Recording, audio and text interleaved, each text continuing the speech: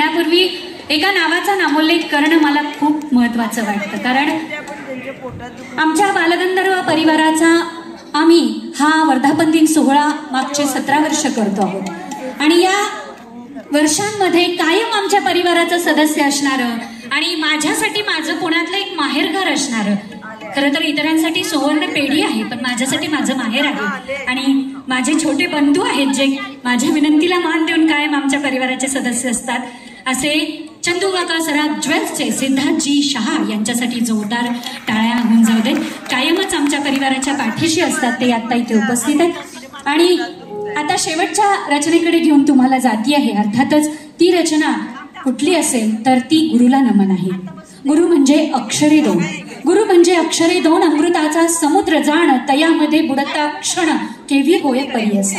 म्हणजे जसं लोखंडाला परिसाचा स्पर्श झाल्यानंतर लोखंडाचं सोनं होतं, तसं सर्वसाधारण बुद्धिमत्ता असणाऱ्या शिष्याला सुद्धा जर गुरुच्या ज्ञानस्पर्शाने पावन झाला तर त्याचं जीवन पुलकित होतं.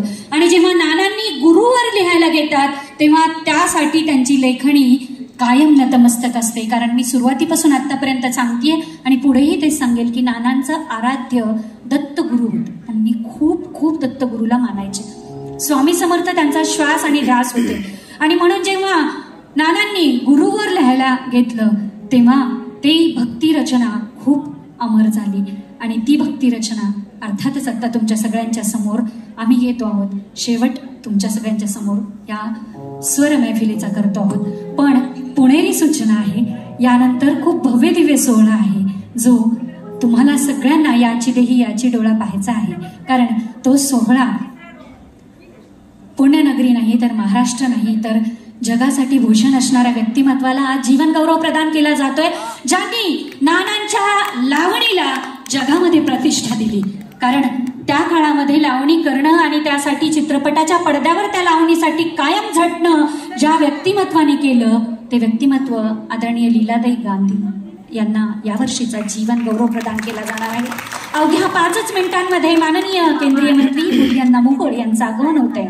शेवटची रचना मी घेतली आहे आणि त्यानंतर आपल्या स्वर मैफिला विराम. आणि अर्थातच रचना अशी आहे, गुरु परमात्मा परेश्वर त्या गुरुला नमन असत. अर्थात तुम्ही सगळ्यांनी ओळखलंय नानांची रचना आहे. कुठली आहे? रसिक हो गुरुने दिला आम्हाला हा ज्ञानरूपी वसा, आम्ही चालवू हा पुढे वारसा. यासाठी एक गोष्ट मी म्हणेल की लीलाताईंनी जो लावणीच्या कलेला जिवंत ठेवण्यासाठी जो कष्ट घेतलं, चंदनासारख्या झिजल्या आणि म्हणून महाराष्ट्र शासनाने सुद्धा त्यांना जीवन गौरव प्रदान केला. त्या लीलाताईंना या सगळ्या आमच्या बालगंधर्व परिवाराच्या सगळ्या लोककला कलाकारांच्या वतीने, कारण आमचा बालगंधर्व परिवार लोककला, लोकसंस्कृती, भारूड, लावणी सगळ्याच कलांचा सुरेख आहे. अर्थातच निवेदन, गायन, नाट्य सगळे आम्ही कमिटी मेंबर आहोत.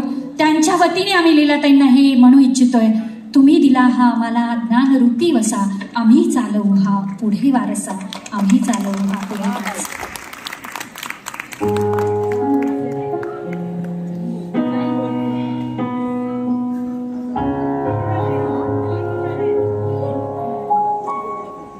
गुरुने दिला ज्ञान रूपी वसा,